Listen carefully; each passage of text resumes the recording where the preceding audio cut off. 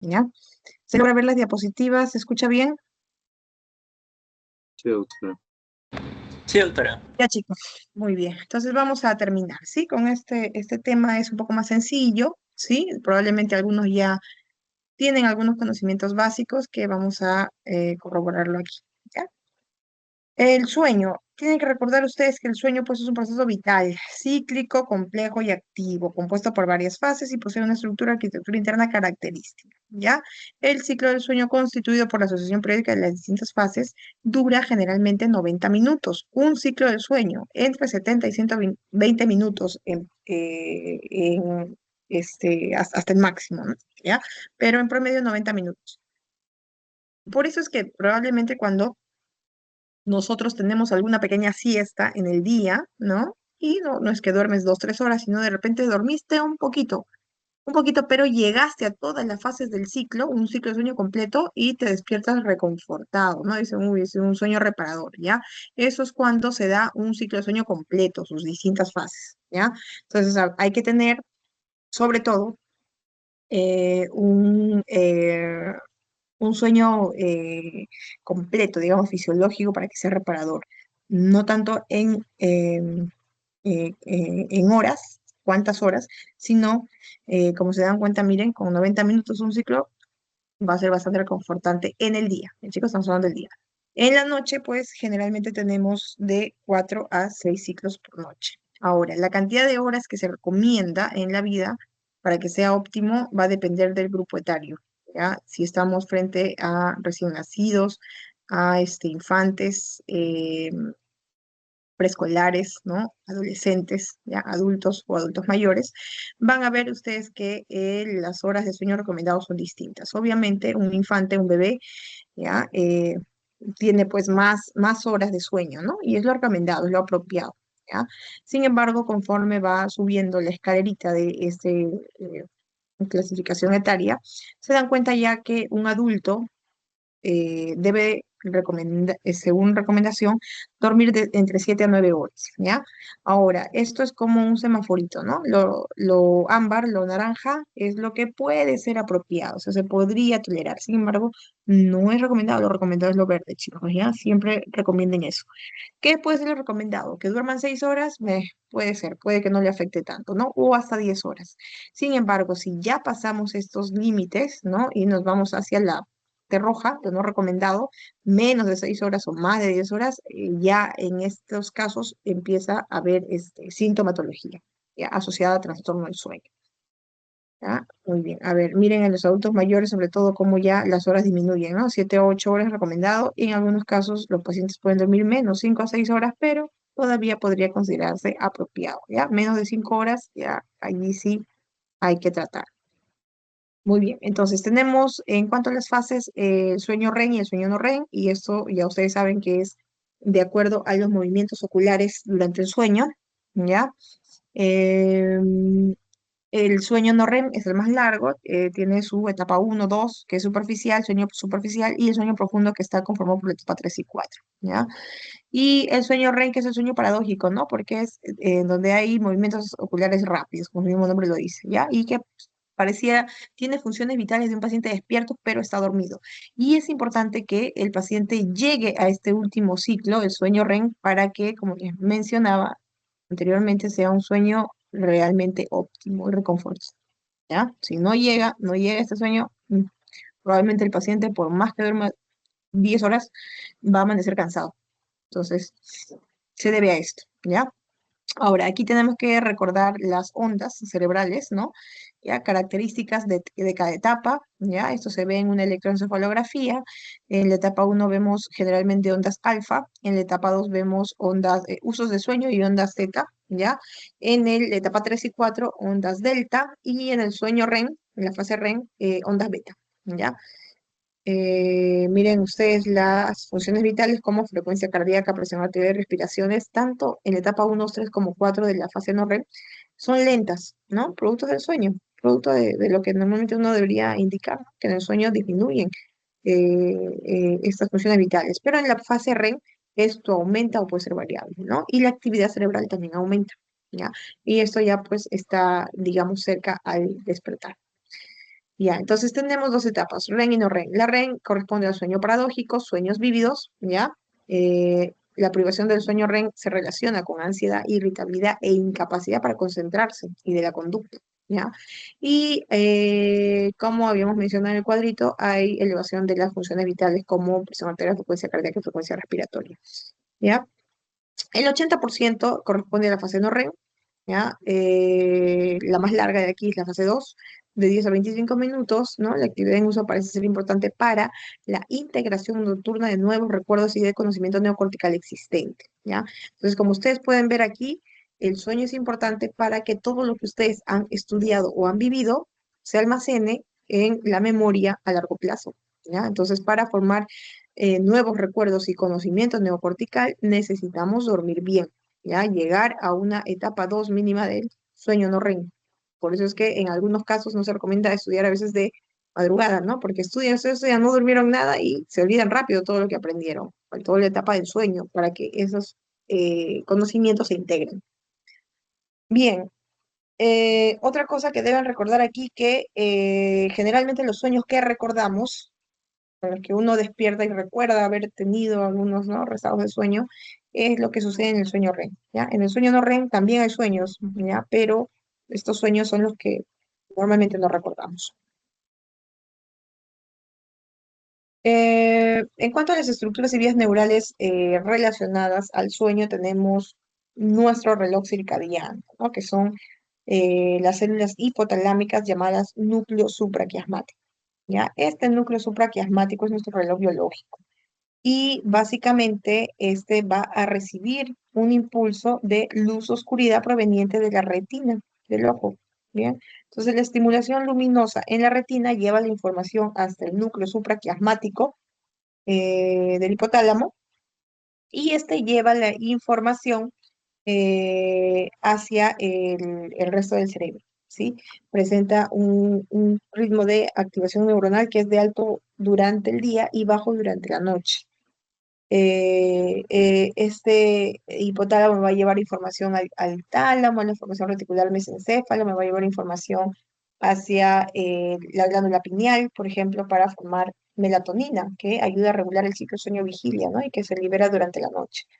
Entonces, mientras haya estímulo luminoso en la retina, mi reloj biológico va a pensar que es de día, ¿no? Y no va a haber estimulación ni liberación de melatonina, ¿ya? Entonces, la retina, el ojo, necesita que el ambiente esté oscuro, ¿no? ¿Ya? Y eso es algo que nosotros recomendamos a los pacientes como medidas básicas antes de dar cualquier medicamento para el insomnio, por ejemplo, ¿no? O para el trastorno del sueño de dificultad para iniciar el sueño, ¿no? Muchos quieren directamente pastillas para dormir y no, lo primero que tienen que hacer ustedes es recomendar higiene del sueño. ¿Y cuál es la primera indicación? Que todo esté oscuro.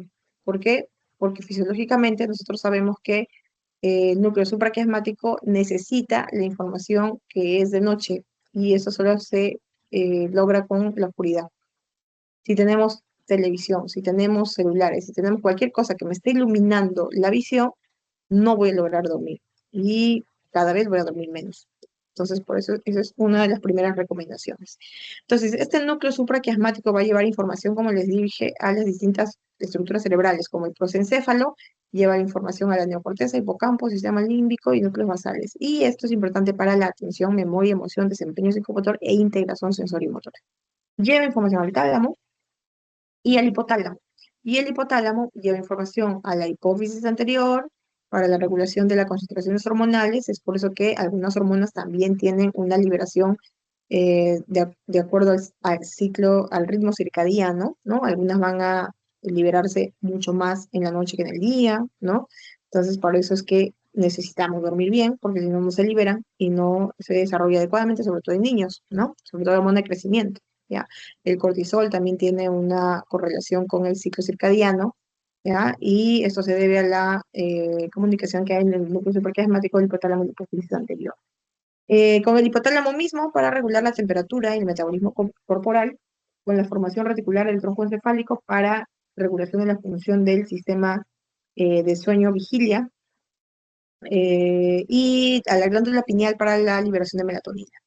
En cuanto a los neurotransmisores relacionados con la vigilia o el sueño, tenemos, por ejemplo, que en la vigilia predomina la acetilcolina, la noradrenalina y la serotonina, ¿no? Y el glutamato y algunas orexinas. En cuanto al sueño no REM, básicamente aquí predomina el neurotransmisor GABA y el glutamato. Y en el sueño REM, glutamato, serotonina y GABA. Bien, como ustedes pueden ver, miren el sueño REM con el sueño y con vigilia más o menos comparten la serotonina, ¿no? Y el glutamato. Sin embargo, estamos en el sueño, por eso que también aparece el neurotransmisor GABA. La influencia del ritmo circadiano, ¿ya? En distintos elementos. En- en- por ejemplo, en relación a la temperatura y algunas hormonas, tenemos este ejemplo, este cuadrito de acá, ¿ya? El sueño optimiza mejor cuando está alineado con el reloj corporal circadiano. La disminución de la temperatura corporal durante la noche activa las neuronas GABA, ¿no? Promoviendo la iniciación y el mantenimiento del sueño. El aumento de la temperatura corporal en la mañana inhibe las neuronas GABA y promueve la vigilia, ¿no? Por eso aquí tenemos la temperatura, como es en el día y como es en la noche, ¿ya? Entonces, eso también influye, ¿no? En un adecuado ciclo de sueño. La hormona de crecimiento, miren, tiene su pico de liberación en la noche, ¿sí? Entonces, si el niño, por ejemplo, que está en crecimiento no duerme bien, no va a haber liberación de esta hormona de crecimiento, no va a haber un adecuado aumento de su talla, ¿no? Simplemente una inadecuada higiene del sueño, ¿ya, chicos? Entonces, se recomienda dormir las horas que se indica en ese cuadro para que tengan un adecuado desarrollo, ¿ya?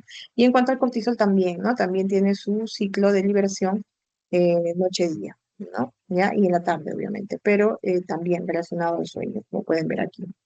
Ahora, en cuanto a los trastornos del sueño, tenemos distintos tipos de acuerdo a en qué momento se presenta esta alteración.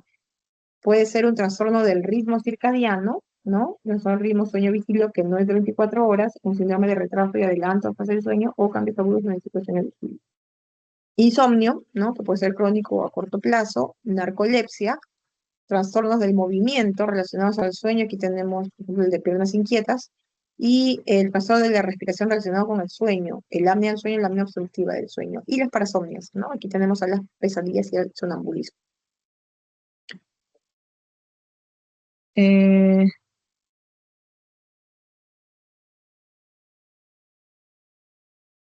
Vamos a empezar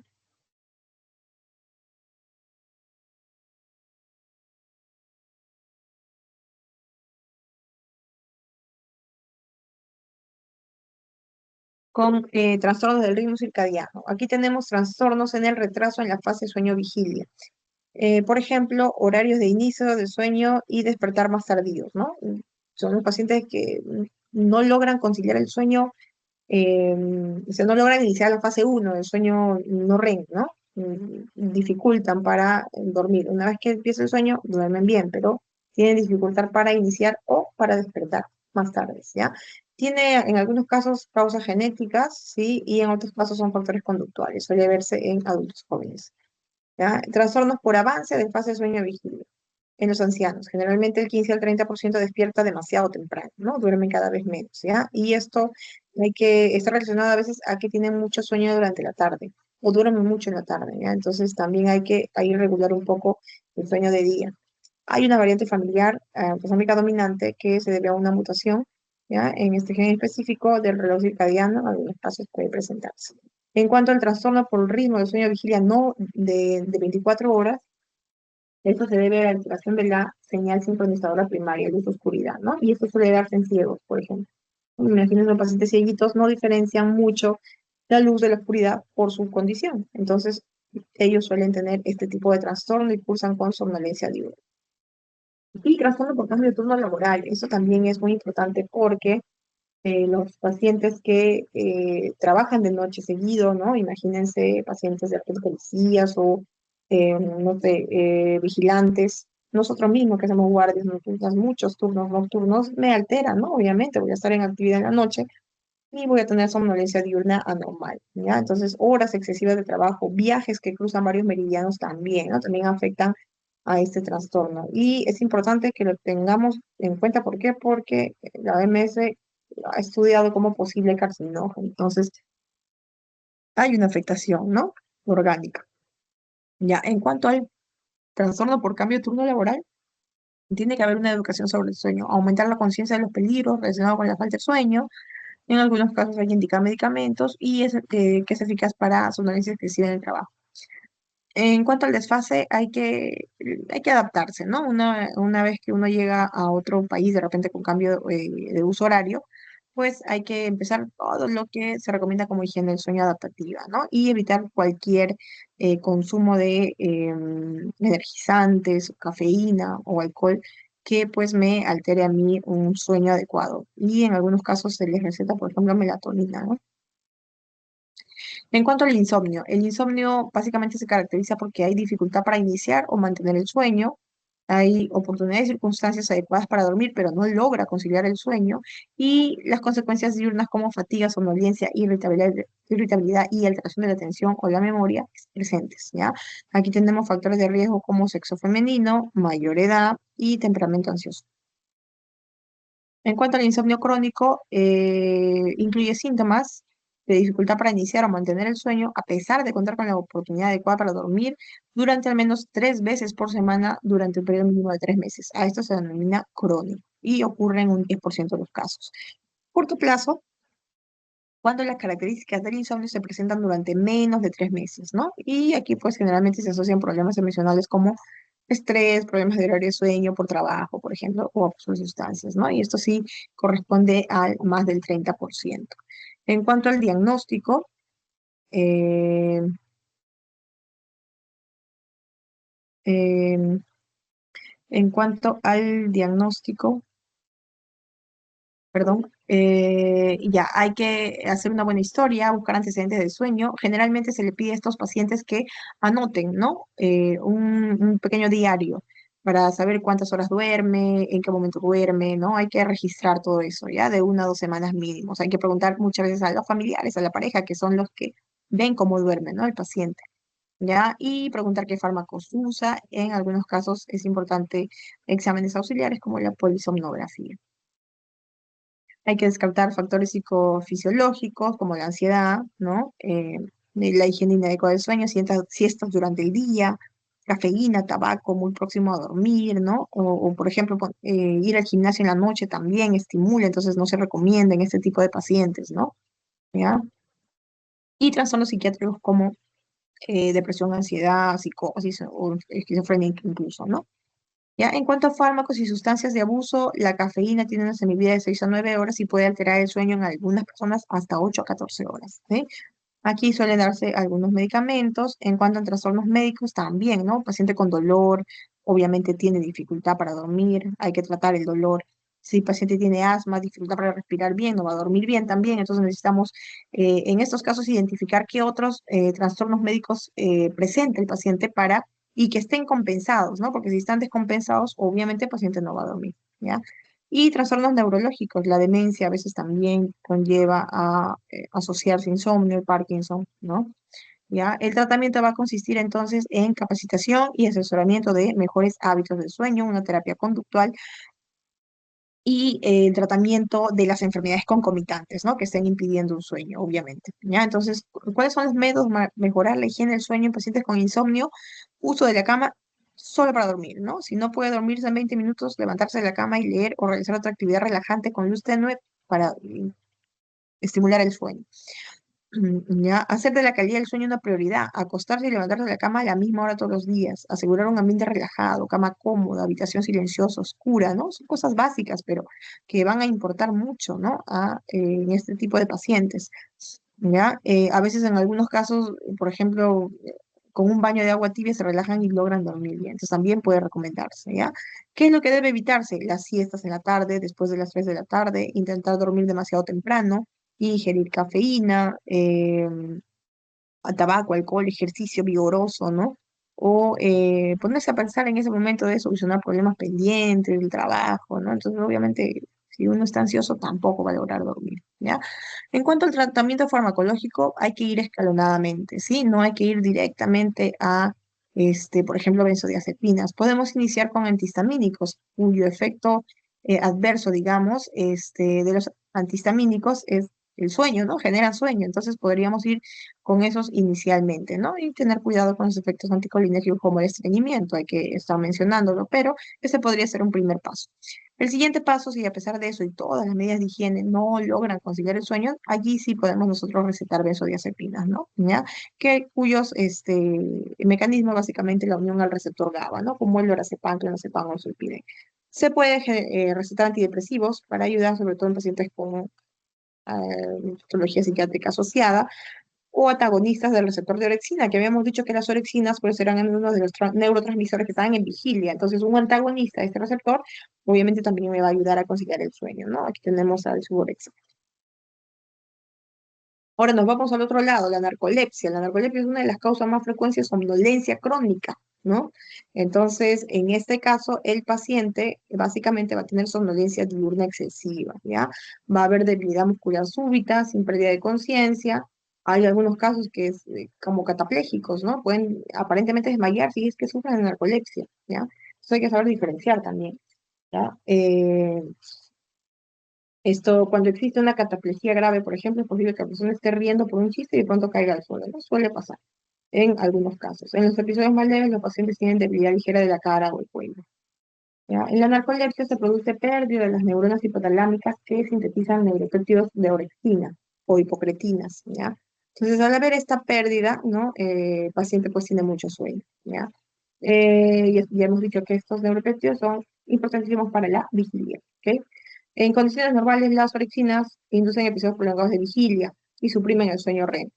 Los pacientes con epilepsia, pero sin cataplejía, generalmente tienen niveles normales de orexina y pueden tener otras causas, ¿no? De su excesivo sueño diurno. Miren esta polisomnografía de una persona sana y de una persona con narcolepsia, ¿no? Esas son las fases del sueño, REM y no REM, ¿no? Y este paciente tiene distintas fases durante el día, ¿no? En algunos casos se ha estudiado alguna variación genética, ¿sí? Puede presentarse en 12 a 25% de la población en general. El diagnóstico básicamente va a ser por el antecedente, ¿no? Cuando hay sospecha, el diagnóstico debe confirmarse con la polisomnografía. La polisomnografía va a descartar otras posibles causas de somnolencia, como apneas durante el sueño, por ejemplo, ¿no? Y un test de latencias múltiples de sueños para aporte de evidencia objetiva de somnolencia más regularizada normal del sueño REM. El tratamiento sintomático se le debe alentar a dormir lo suficiente todas las noches y tomar una siesta de 15 a 20 minutos por la tarde. Se pueden indicar estos psicoestimulantes como el modafinilo, que tiene menos efectos colaterales que las anfetaminas, ¿ya? El metilfenidato, bueno, pero los efectos colaterales simpático-miméticos como la ansiedad y la posibilidad de abuso es preocupante, ¿no? Y el hidroxibutirato también, ¿ya? La cataplejía por lo general mejora con antidepresivos, ¿sí? Que mejoran el tono noradrenérgico o serotoninérgico, porque estos fármacos suprimen el sueño REM y la cataplejía. Aquí tenemos algunos fármacos, ¿no? Y antidepresivos que pueden asociarse, ¿ya?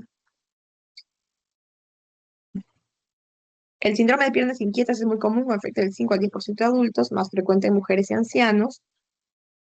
Tienen la urgencia estos pacientes de mover las piernas con una sensación como de insectos, ¿no? O dolor desagradable en los muslos o pantorrillas, ¿no? Estos pacientes, estos síntomas aparecen con inactividad y se alivian transitoriamente con el movimiento, ¿no? Por eso es que tienen las piernas inquietas. Suelen estos pacientes cursar a veces con somnolencia diurna. En algunos casos se ha asociado a deficiencia de hierro, que es la causa más tratable, ¿no? Y en otros casos son neuropatías periféricas o uremias, ¿no? ¿Ya? Puede agravarse con el embarazo, la cafeína, el alcohol, antidepresivos, con litio, neurolípticos o antihistamínicos. Eh, en cuanto al tratamiento sintomático, los fármacos más usuales son los agonistas de dopamina para corregir la causa subyacente como deficiencia de hierro si existe, ¿no? O agonistas de dopamina, ¿ya? Ligandos del conducto de calcio y opioides o benzodiazepinas. Las parasomnias son comportamientos o experiencias anormales que se originan o ocurren durante el sueño. Aquí tenemos básicamente a el sonambulismo, terrores nocturnos y a las pesadillas, ¿ya? Y los diferenciamos porque el sonambulismo y los terrores nocturnos se asocian al sueño no REM y las pesadillas al sueño REM, ¿ya? Por eso es que las pesadillas las recordamos, porque están en esta fase. En cambio, el sonambulismo, el terror nocturno, el paciente no se acuerda, ¿no? Porque se da en el sueño no REM, ¿ya? El sonambulismo, los pacientes realizan actividades motoras automáticas, pueden caminar, orinar, comer, hacer muchas cosas, ¿no? Con la mínima conciencia. En estos casos es más seguro llevar al paciente de regreso a cama, momento en el que a menudo vuelve a dormirse, ¿ya? Se origina en la etapa 3, ¿sí? Del sueño no REM, y es más frecuente en niños y adolescentes. Cerca del 15% de los niños padecen sonambulismo ocasional y persiste en casi un 1% siendo adultos, ¿no? Se desconoce la causa, aunque tiene una base familiar. En un tercio de los casos puede agravarse con sueño insuficiente, por alcohol, por estrés, ¿no? Otros factores que deben corregirse. En cuanto a los terrores nocturnos, ocurre sobre todo también en niños pequeños, en las primeras horas del sueño, en la etapa 3 del sueño no REM. El niño a menudo se sienta dormido y grita con signos de estimulación autonómica como transpiración, taquicardia, migraña y hiperventilación. Pero esto es, digamos, benigno para el paciente porque ellos no recuerdan esto. ¿Sí? Se autolimita, como el sonambulismo. Esto asusta mucho más a los papás, ¿no? O a los que duermen con el niño porque pues, ellos son los que escuchan todo esto, ¿ya? Pero el niño generalmente despierta tranquilo, ¿no? El trastorno conductual durante el sueño REM. El paciente o compañero de cama casi siempre refiere comportamiento agitado, violento durante el sueño y al despertar el individuo a menudo recuerda un sueño que acompañó a los movimientos, ¿no? ¿Ya? Casi todos los músculos esqueléticos se paralizan en el sueño REM normal, pero en estos pacientes el polisonograma a menudo muestra movimiento de las extremidades, ¿no? La prevalencia aumenta con los años, afecta por medio del 2% de los adultos de más de 70 años y su frecuencia es doble en varones. El problema es probable que las alteraciones de la sinucleína causen pérdida neuronal en regiones del tronco encefálico que regulan la actividad muscular durante el sueño REM, ¿no? Y la pérdida de estas neuronas permite los movimientos durante esta etapa del sueño. El área central del sueño, esto es ausencia del esfuerzo respiratorio durante el sueño. Es poco frecuente, causa desconocida, pero origina una desaturación de oxígeno, ¿no? El auma obstructiva del sueño es el cese del flujo de aire a través de la nariz por más de 10 segundos, ¿ya? La hipopnea genera desaturación. La patogenia, básicamente hay colapso completo o parcial de la vía respiratoria relacionado con el sueño a nivel de la faringe. La pérdida del tono muscular en la vía respiratoria superior predispone a su obstrucción. Esta presión negativa por la contracción del diafragma junta las cuerdas vocales, colapsa la perifaringia y succiona la lengua hacia la garganta, como en este caso, ¿no? Y genera esa obstrucción y por lo tanto una apnea, ¿no? Entonces hay que tener mucho cuidado en estos casos, ¿no? Porque los pacientes pueden, pues, no despertar a veces de esta apnea, son mortales, ¿no? ¿Ya? Por una obstrucción en la vía respiratoria. En estos casos, los factores predisponentes son el sexo masculino, mayor edad, antecedente familiar positivo, obesidad también, ¿no? Y alcohol. El diagnóstico es clínico y con polisomnografía. Los signos y síntomas asociados son somnolencia excesiva durante el día, que no pueden dormir en la noche por esta obstrucción, ronquidos, ronquidos ruidosos. Generalmente está asociado a esta apnea obstructiva. Insomnio, pirosis, nicturia, cefaleas matutinas, sequedad bucal y impotencia sexual en estos casos hipertensión. El tratamiento, si hay obesidad, pérdida de peso, se elimina el alcohol, hay que eliminar todos los factores desencadenantes. Se recomienda dormir en posición lateral para evitar esta obstrucción con la lengua. Y en algunos casos tienen que usar este tipo de mascarilla no oclusiva, el CPAP, ¿no? Que es un sistema que genera una presión positiva, porque estamos diciendo que la fisiopatología genera una presión negativa, entonces por eso es que usan este tipo de mascarilla, ¿no? O aparatos bucales que desplazan la lengua hacia adelante. En casos graves, incluso hay que hacer un procedimiento quirúrgico que es la traqueostomía para que puedan respirar bien, ¿ya? Bien, ahora, ya hemos revisado todos estos distintos trastornos del sueño, ¿no? En general, ¿ya? Sin embargo, estos, como enfermedad, digamos, ¿no? Como patología principal. Pero estos también, estos trastornos del sueño también son un factor de riesgo para otras enfermedades, ¿no? El no dormir bien, ¿qué me puede generar? Genera un estado de estrés crónico que se relaciona con un aumento en la producción de hormonas de estrés como el cortisol. Esto aumenta la actividad del sistema simpático y el estado de inflamación crónica. Todo favorece a qué? Daño endotelial vascular, genera hipertensión y tendencia a la trombosis, ¿no? Entonces aquí está en este cuadro las principales enfermedades que pueden estar asociadas al trastorno del sueño como un factor de riesgo, ¿no? Enfermedades cardiovasculares, metabólicas, neurológicas, psiquiátricas. Entonces, miren, los trastornos del sueño deben ser tratados porque no solo genera un malestar al paciente durante el día o le afecta su actividad diaria, sino porque también es un factor de riesgo para enfermedades de otro tipo y peligrosas como cardiovasculares, por ejemplo, ¿ya? Bien, chicos, esta es la última diapositiva. Aquí les dejo estas últimas recomendaciones de las que hemos estado hablando, ¿no? Medidas generales de higiene del sueño, todo lo que ustedes tienen que recomendar a sus pacientes antes de cualquier tratamiento farmacológico, ¿ya? Pautas de higiene del sueño. Son pautas básicas, pero que básicamente lo que hacen es volver a la fisiología normal, ¿no? Darle el estímulo que corresponde a tu cerebro para que entienda que estamos de noche y que necesitamos dormir, ¿ya? Son tareas simples, ¿ya? Pero muchas veces por la tecnología a veces no lo ejercemos, ¿no? ¿Ya? Nosotros mismos. Entonces ya queda esa última diapositiva para que la repasen y les sirva como recomendación general para ustedes y sus pacientes. ¿Alguna pregunta?